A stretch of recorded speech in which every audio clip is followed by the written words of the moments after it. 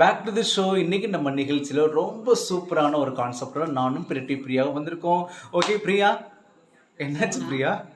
இல்ல என்ன கேள்வியா இருக்கும் அப்படின்னு யோசிச்சு பார்த்தேன். ஏன் அப்படியே திட்டு வாங்கிட்டியா? வாங்கியிருப்பேன். ஓகே ஓகே சரி ஓகே. வாங்கலனே, என்ன நடந்துச்சு கேளுங்க. என்ன நடந்துச்சு? அக்ரி சர்வே நான் தானே எடுக்கிறேன். ஆமா. கரும்பு காட்டுல வலிக்கு விழுந்துட்டேன். கரும்பு காட்டுல வலிக்கு விழுந்துட்டியா? முழங்கால் அடி போட்டுருச்சாங்க. ஓ, உண்மையிலேயே விழுந்துட்டேன். உண்மையுமே விழுந்துட்டியா? சரி விடு. கரும்பு காட்டு எந்த சேதம் இல்லையே.